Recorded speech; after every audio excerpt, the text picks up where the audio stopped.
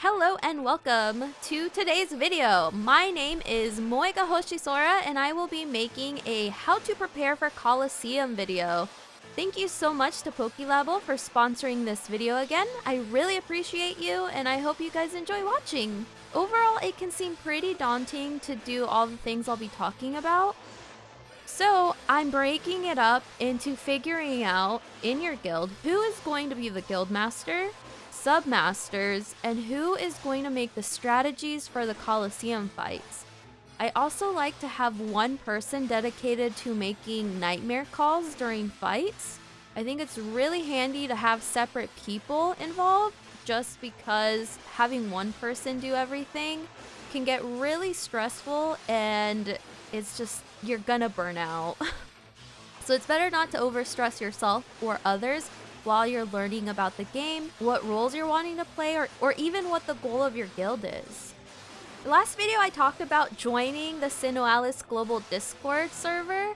I highly recommend joining it just because you'll get all the recent news, you'll be able to recruit new members, and meet others in the community. That's actually where I found my new guild. I recently decided to retire my guild in order to fit everyone's schedule better and get those that are wanting to be more competitive into a better suited guild. It's always a tough call to make, but you kind of have to ask yourself if having a lot of AFK players is healthy overall, especially if there are members who are way more dedicated to the guild and the battles. And if you wait too long wondering about that, then you're gonna end up having to take reduced Colo rewards if that many people are missing. So it's not really fair to those that are committing their time and money and energy in general. For example, I created Moe or Die to be a guild to teach new players about Sinnoh. It had a good run at 6 months, and so I want to thank all my guildmates that stuck around for that long. I really appreciate you. I feel pretty confident with the information I gave you, so I hope that if you come back to the game or you continue on to a different guild that's way more competitive, that you have an idea of what's happening and you won't basically won't be like a floundering fish that's like, what do I do now?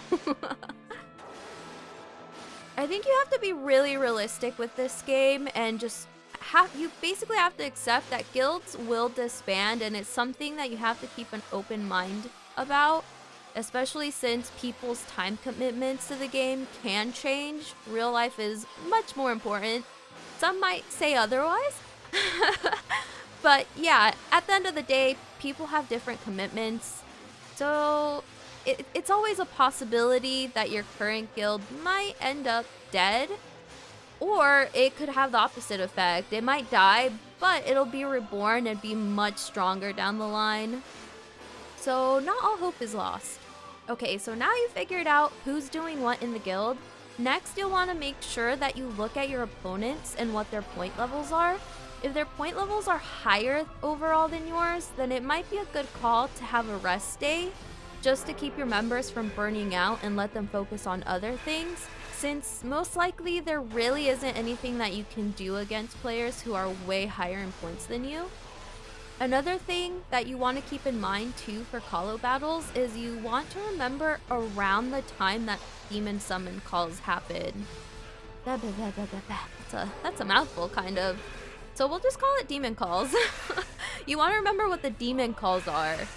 If you're the shot caller in your guild, you'll really want to get the timings of these demon calls down as much as possible. Obviously, you can't be 100%, but you want to try and predict them as much as you can. It's not 100% possible, but even 50% is better than nothing. Usually, the demon calls happen around the 17 to 15 minute mark. And then the second one happens around the 9 to 7 minute mark. There are times where they can be way shorter than expected, or they can happen way later towards the end of the fight even. If you're the strategist in the guild and you have a little bit of extra time, you want to check out the enemy opponents and see who all has the highest points, figure out who's the weakest. Sometimes when they have really high points, you don't want to bother wasting your efforts on your DPS attacking them or your debuffers focusing on them just because their defense points are way higher. And so most likely you won't be able to kill them.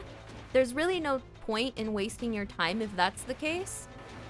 In terms of strategy also, you'll want to make choices based on what your players are focusing class-wise, what weapons they currently have in their deck. It doesn't really make sense to use UFO at the start of the battles if a majority of your players don't have fire weapons. Same with water weapons and wind weapons, for example. So you kind of want to have a sense of where your players are in that case. This one in the community might be more of a hot take, I guess. But in my opinion, following whale strats isn't always the right choice, especially when you consider the fact that your guild members aren't paying hundreds of dollars for optimized weapons or paid nightmares most likely. So it's kind of beneficial instead to remember the reasons they do certain things and see if maybe you can do something similar with different nightmares, or maybe it can just help you with your timing of summoning things. This kind of touches back to what I said earlier, but it's really important to remember your limits as a free-to-play guild. You won't always be winning, and you have to accept that losing is a part of the game as well, especially if guilds above you have way higher points. Player burnout does tend to happen a lot in SINoALICE, especially with the more competitive guilds, so it's something to really keep in mind if you're semi-competitive. For my GMs, it's really important that you're able to take a step back and see if maybe you're asking too much of your teammates.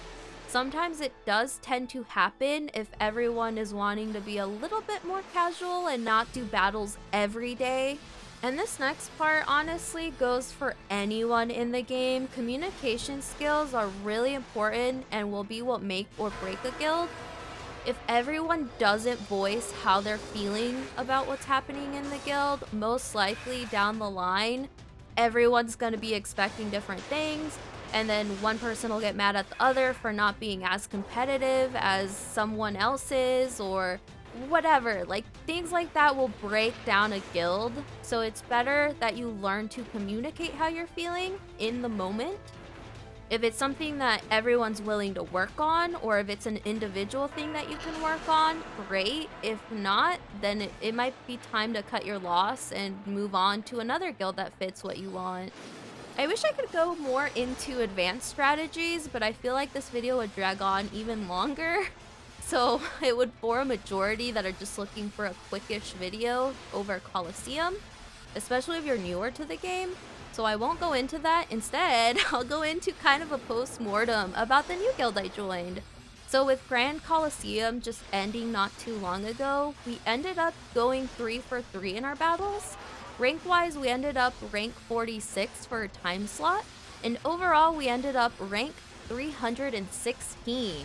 For how last minute I joined, honestly, I was really impressed with how our synergy was. So I'm really excited to see how we do next Colo, and I hope that everything goes well and that everybody's happy with the changes we're making. If not, I guess that goes into my point of talking about it and communicating and figuring out like why something makes you feel bad, or I don't even know where I'm going with this. I can't wait to see how we do next CG. So to end this video, I'm actually gonna do some world trajectory pulls. Let's see what I get. Alright, here's the rope.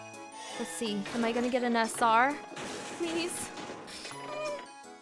I'll cry. I'll cry.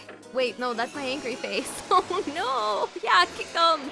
Give me an SR.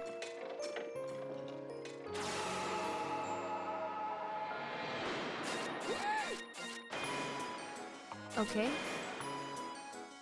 That's pretty disappointing, honestly. So,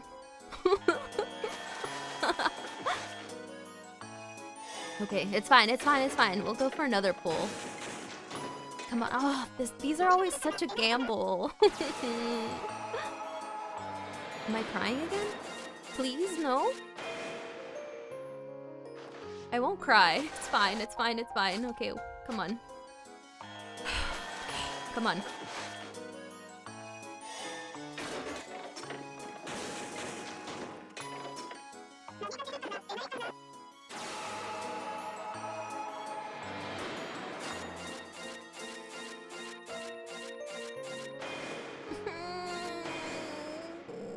The double S. Well, actually, not the double S I'm looking for. It's okay. I saved up some gems. It's all good. Okay. Come on. Motto, motto. Oh, this one has a lot of silver books. Okay. No.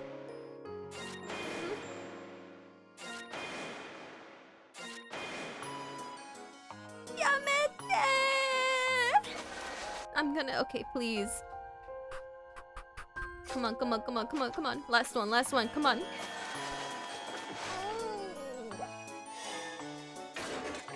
Come on. Yeah, not enough. Oh my god, there's only 2. Okay, 3 now with his head popping off. Yo, give me that freaking Kaguya. She's so cute.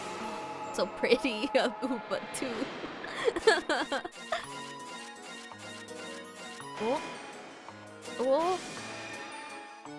Oh my god, that's not Kaguya. That's a flute. I'm not even a rear guard.